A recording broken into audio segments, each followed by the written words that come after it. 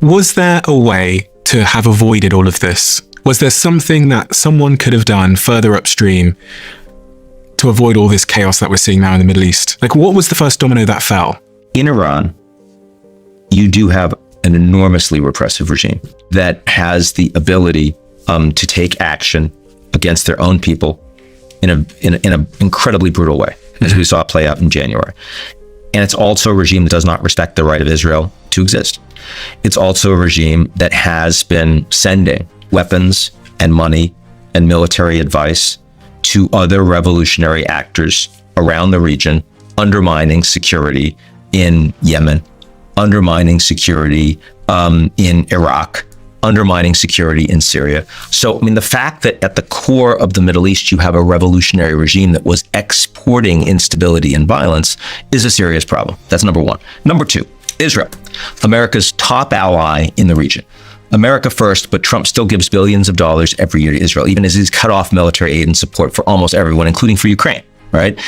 This country is very capable of now attacking all of its enemies and creating outcomes that it wants, whether or not it creates instability in those countries. We've seen that in Gaza and the West Bank, right? I mean, reality is Israel is continuing to take more and more territory in the West Bank, and no one can do anything about it. They hit Lebanon really hard. No one can respond to that. So that is creating a reality where Israel is able to determine outcomes and even attack Iran directly with the United States. They felt very confident about taking that on and that there would not be backlash that would undermine Israel's own political survival. It wasn't an existential risk to Israel. And even if Iran developed nukes, which is everyone wants to prevent from happening, but Israel has their own nukes, right? I mean, they have like 100 plus. So those are two fundamental drivers of conflict and instability in the region. One aligned with the United States, one a revolutionary theocracy. There have been very positive developments in this region, very positive developments. First of all, Syria. Assad was a brutal dictator that was overthrown by his own people, and his own military would not support and fight for him. And the Russians proved that they couldn't support him in a significant way. And so now you have an opportunity for Syria to become a representative government that can engage with others around the region and more broadly. That's a positive. You've got Saudi Arabia and the UAE and Qatar that are engaging in transformative domestic policies to attract investment from all over the world, to build experiences that everyone would want to travel and engage in, to create work opportunities that are far better remunerated than anything that foreign labor could get in their own home countries, allowing them to bring money home. And in the case of Saudi Arabia specifically, they're taking 35 million people. Half of that economy used to be closed to women, and now they're bringing women into the economy. They're actually not just educating them, but they're giving them opportunities in every area of employment. That is one of the most extraordinary stories in the world today in terms of change in governance, and that continues. Then final point here is that in the context of this Iran war, and in the context of a United States, which is doing less global leadership, there are questions of how these countries that are aligned with the US want to ensure their own futures. And so we see increasingly two different blocs that are starting to form. You've got the United Arab Emirates together with Israel. You remember the Abraham Accords, which was Trump's big foreign policy success in his first term, where he got these countries, the UAE and others, to recognize Israel and start doing a lot more tourism and, business and technology transfers and the rest. So UAE, Israel, the United States, and India are increasingly aligning on national security and technology. And they're becoming more of an international bloc based on this region. At the same time, Saudi Arabia and Pakistan, long worked together on defense, are now much more public about an alliance. Pakistan is nuclear, Saudi Arabia is not, but Pakistan would provide them nuclear weapons if they really wanted it. That's absolutely something to think about. They are increasingly becoming a regional defense quad, 4 countries, together with Turkey and Egypt. Big countries, big populations, aligning more diplomatically and on defense, calling for a regional security architecture in the region, but that would not be easily aligned with the UAE, America, Israel, and with India. So that is also a significant tension. And in the context of all of that, 95 million people in Iran, whose military has been substantially degraded, whose economy and industry have been substantially degraded, and who were already running their economy into the ground before the war happened. These guys aren't winners. They're survivors, right? They have influence over the strait, but they're not winning. And this is dangerous long term. Your firm makes a lot of predictions. So I wanted to ask you to help me try and look forward as to how this conflict might end. We're in a position now where it seems that the US aren't going to give up the demand to Iran that they cease to develop and pursue nuclear enrichment. It appears that Iran have said that they want the right, and they believe they have the right, they said this before this conflict started, to enrich uranium and to have nuclear power plants and all these kinds of things. So how does this end? Like, Trump's now, he's blockaded the Strait of Hormuz. We're in another standoff. The ceasefire's in place. The ceasefire's in place, which I think he said was 14 days. And we're now probably, got 9-10 days left of that. Yeah. He's thinking a lot about his legacy. He can't be re-elected. He talks sometimes about, winning the Peace Prize and wanting to be on a Mount Rushmore of presidents and all this. So he can't just leave. If he just leaves, then Iran carry on with their enrichment program. It goes down in history, almost like a Bush failure, geopolitical failure. He can't just leave. He has to be seen to win. But also Iran can't let him be seen to win. So what happens? I think, unlike almost anybody else you can imagine, if he decided that he wanted to end this, he could end this. He could just leave and he would say, I won. He's already said this in different ways. I don't even care about the nukes because we've already entombed them. They're under all this rubble. We've got satellite coverage. If the Iranians try to get at them, we can hit them back. He's already said that there's already a regime change. It's already new people. We can talk with these people. He already said the strait isn't his problem, right? But of course, he's also said different things, sometimes in the same tweet, right? So he's picking and choosing. But what I'm suggesting to you is that Trump has already moved towards de-escalation. You're spot on when you say he's set the stage to back out. We won. Regime change. The strait's not my problem. We have our own oil. Blah, blah, blah, blah, blah. But then, if you don't open that strait, I'm going to end civilization. Yeah. So which didn't seem to fit. It seemed like he was setting the stage to back out, and then suddenly the civilization tweet, I'm going to bomb your bridges and your nuclear power plants. Which suddenly made me think, okay, so maybe he does really care about and this. Wasn't plausible, by the way. Yeah. And there was no chance that he was actually going to do all that evening. So why didn't he just back out? Well, I do not want to be Trump's psychologist. Yeah. Right? It is very clear that he is impulsive and that he does not have much impulse control, nor does he create around him mechanisms that create impulse control, that enforce impulse control. He's on his phone all the time. He watches the media relentlessly. People engage with him from all over the world on his cell phone, and he has recency bias. The thing he heard and saw last, he frequently focuses on. But he also watches the markets. Yes. He seems obsessed with the stock market. That's why so many of the announcements he makes are right before or right after the market opens. And obviously there's been a lot of insider trading concerns around that too. And he's concerned about personal enrichment and people around him making billions of dollars. That plays in too. I wish it didn't. It's horrible to talk about it, but you can't avoid that topic. What happens? You want to know what happens? I don't have a crystal ball. No one does. But where I think this could be going on the basis of that, the most likely outcome is that the ceasefire is eventually extended, that we have those talks that were 21 hours that were substantive. There'll be more talks, maybe not with the vice president, but there'll be more talks. They'll become more substantive. And that eventually I expect that the Iranians are more likely to give on the nuclear issue and on enrichment if they're able to maintain a privileged position on transit through the strait, because that will help provide them with money and with security. They get a level of deterrence if everybody knows these guys could shut down the strait in the future. That helps them. They never had nukes. They weren't going to get nukes. If they got nukes, they were going to get blown up. Like, everyone knew that. They were 2 weeks away if they had access to the material and they reprocessed it nuclear grade and they weren't stopped by the Americans and the Israelis. That's a lot of if-ands, right? So, but here, they've got influence over the strait. They have it. They've used it. They're using it. They're making money. Trump does not have a military plan to hit them back. So I think that is the most likely outcome. And if that is the case, then over time, the Iranians will cut more deals with more countries to get more oil out And meanwhile, there will be, after the ceasefire is in place and strong, then the Europeans and other countries, the Indians, other countries will come in and they will start escorting ships to create a more secure environment in the strait itself. That is the good scenario, or it's the less bad scenario, because all of this should have been avoided. I want to make sure I'm clear on this scenario. You're saying that they'll concede on the nuclear point, Iran, potentially. At least somewhat. I think they will compromise on the nuclear point. But in turn, they'll get more control over the strait? Yes. And what does that mean? That they'll be able to decide who goes through there? They'll get a toll charge. Oh, they'll be able to charge. And by the way, you could define them charging the toll as part of the reconstruction money that they're going to need for the war that they just suffered. Reparations for the... I mean, they'll call it reparations. No one else will call it reparations, but that's fine. I think that is the good scenario. Again, the less bad scenario. And I would say it is more likely than not. There is another scenario, right?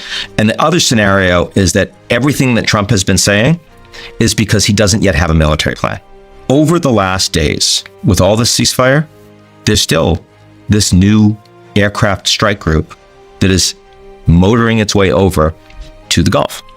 You got thousands more American troops that are heading into position, ground troops, right? They're going to have almost 15,000 total that will be deployed by Trump since this war started. They're going to be there in the next 2 weeks. Once Trump has them there, he can use them.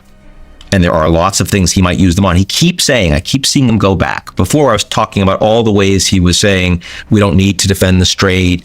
We don't need the nuclear, that we can hit them. But he also has been saying, we should take the oil.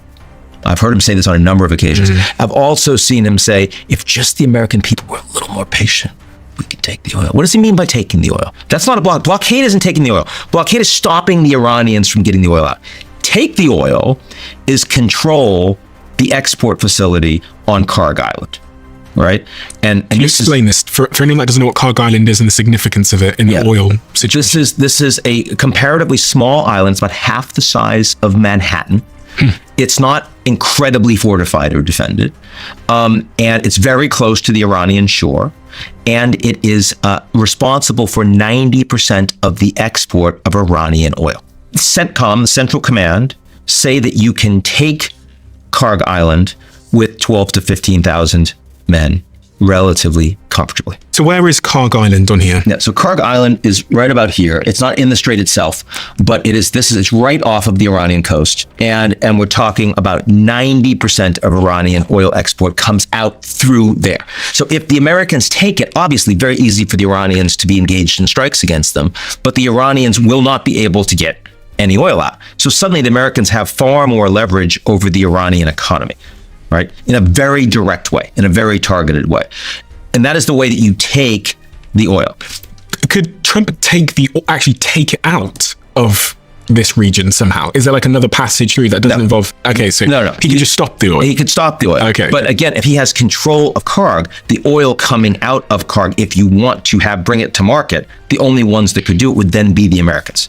Now, the Iranians at that point could still disrupt the strait.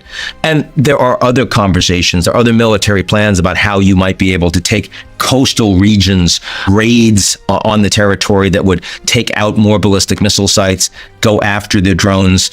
All of this takes more troops. All of this takes more casualties, but would also give you more capacity to eventually enforce a navigable strait with escorts, which right now you can't do. Right now, the Iranians can prevent you from getting any ships out if they wish to. I think that the likelihood that Trump is ultimately going to make that order is well below 50%. I think that the worst scenario is not the more likely one because he understands how unpopular it will be. But it does mean that he's going to have to sell a pretty ugly pig with lipstick on it.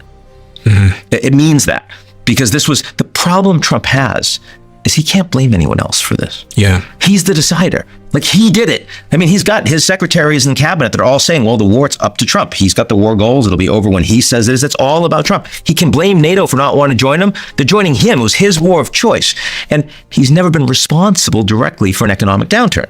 I mean, the pandemic wasn't his fault, right? This is an economic downturn with oil prices shooting up. Gas is over $4 a gallon. Diesel's over $5. Inflation's ticking up. Food prices are going up. He's wildly underwater on affordability, and he is completely responsible for it. No one else is responsible. And zooming out even further, when we think about this on a global scale, you've got Russia who are at war with Ukraine. That seems to have just completely vanished from the news cycle, by the way. It has not in Europe, I promise you, but in the United States, they're talking a lot less about it. It's true. In Poland, this is a very big issue. In the Baltics, it is a very big issue. And then you've got China, who must be laughing because it looks like the United States are just sort of self-harming themselves. Yep. And then you've got Europe, which is the last power, who seem to now just be sort of colluding with themselves and getting together and saying, listen, we're not going to help the US anymore. I mean, I grew up through all these little conflicts and wars, and the UK always seemed to come to the US's call. Yeah. And for the first time ever, I'm watching the UK go, actually, no, you do this one yourself. Not doing this. I'm going to meet with Macron in France, and we're going to huddle and go it alone. What is that big picture? And which part of that big picture is most pertinent to talk about? Yeah, China's the most pertinent because it's the most powerful. Russia's the easiest to deal with, which is that for the Russians, they don't have much that they produce that's manufactured. They don't have very good technology, right? They're relying more on the Chinese. They've got oil there, haven't they? They manufacture. They've got oil, they've got gas, they've got fertilizer, right? All the things where the prices have just spiked through the roof, that's what the Russians have. That's where their power is. And so they are making so much more money. Their economy was really getting squeezed with all the sanctions. Now they're getting so much more for everything that they actually sell. And the Americans have reduced sanctions like they did on Iran against Russia because Trump cares about the markets, as you say. So Russia's in a better position for that reason. And they're in a better position because all the weapons the Americans have been selling to the Europeans to get to Ukraine, America now needs to get to the Middle East. So the Ukrainians are going to have a harder time defending their cities against Russian ballistic missiles, against Russian drones. So this clearly means that Putin will be much, much less interested in a ceasefire, which, let's face it, he wasn't really very interested in to begin with. Trump, at the beginning of this term, promised he would end this war. He was hugely frustrated. He goes to Israel to announce the Gaza ceasefire. It's a big win. The Knesset, the Israeli parliament, they're standing ovation. And it's like, I thought I was going to get the Russia war done, and I failed it. I haven't been able to do that. I got this one instead. Like, Trump never brings up his own failures, but this really bothers him. So here you've got yet more ability for the Russians to say, we're going to persist. And it makes it more likely that Trump will eventually do a deal with the Russians over the heads of the Europeans. So that's the Russia issue kind of in a little box. Now, Europe, we already talked about how Europe is having its problems economically. It doesn't have the productivity, doesn't have the growth. What did Europe do wrong, in your view? Like, I'm a European, I guess. I was born in Botswana in Africa, but I moved to the UK when I was young. So I guess I'm British. What did the country do wrong? Because the country was so strong and powerful and respected when I was younger. And I love Britain, but it appears on a global stage that perception has changed. The US are talking to us like a lapdog. Yeah. At Davos, I saw the talks. They're like, you need to get your shit together and be stronger and stop being so woke, blah, blah, blah, blah. Yeah. Well, first, the Americans talking to the Europeans that way has a lot more to do with the change in administration. Okay. I don't think any other Democratic or Republican president would do what Trump is doing to his closest allies. I think that's more unique. But it is certainly true that over the last 30 years, there have been two really big geopolitical shifts.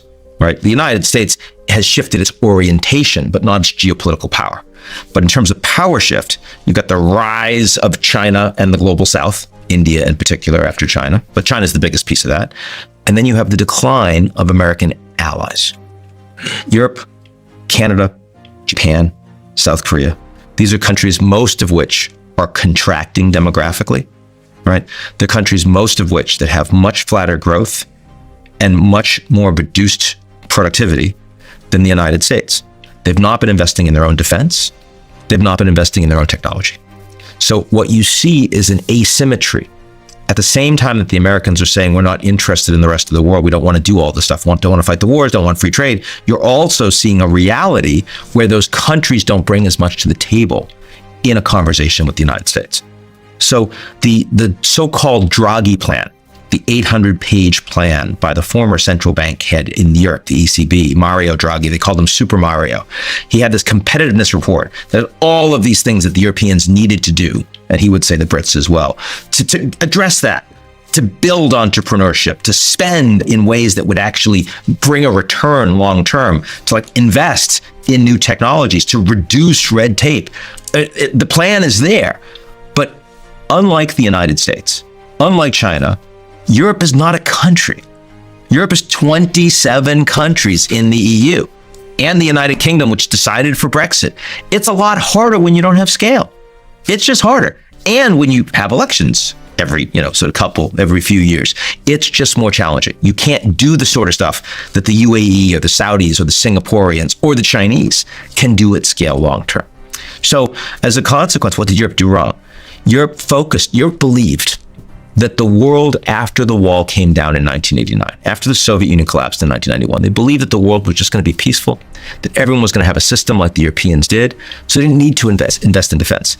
And it was okay if they didn't invest in lots of technology because they had friends that they could work with, and maybe their growth wouldn't be as big, but their quality of life would be so high.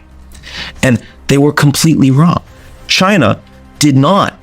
They got wealthier, but they didn't suddenly align with the United States and Europe. China didn't become a free market economy. China didn't become a democracy.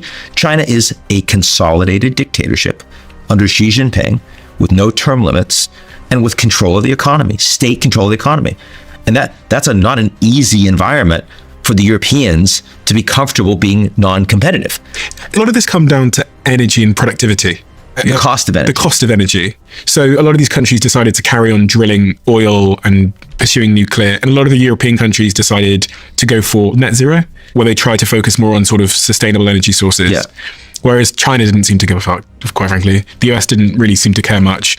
And then also on this point of entrepreneurship and innovation, the US and China have both really aggressively pursued entrepreneurship and innovation and new technologies, whereas one could make the case that the European environment has been less friendly to new technologies and innovation. Yep. So the Chinese, you said Chinese didn't really give a fuck. Not true. The Chinese have invested in everything. So the Chinese know that they still need lots of dirty coal in order to power their industry. But they also have invested like nobody else in green technologies at scale. Solar and things like that. Solar and wind, and their car companies are the electric vehicle leaders in the world, and batteries that are the best batteries, the most efficient batteries at scale in the world, and all of the materials, the raw materials that go into producing those. The Chinese have invested in this for decades now. And nuclear, right? While the Europeans have, with the exception of France has heavy nuclear, and that's helped them in this crisis. Most of the Europeans have turned away from nuclear. The Europeans have not done an all-for-all approach. The Europeans have done a let's lean into green, but let's make other technologies more challenging, including nuclear, which should be seen as a green technology. So yeah, there's no question that has inhibited growth in Europe. The United States has been on again, off again.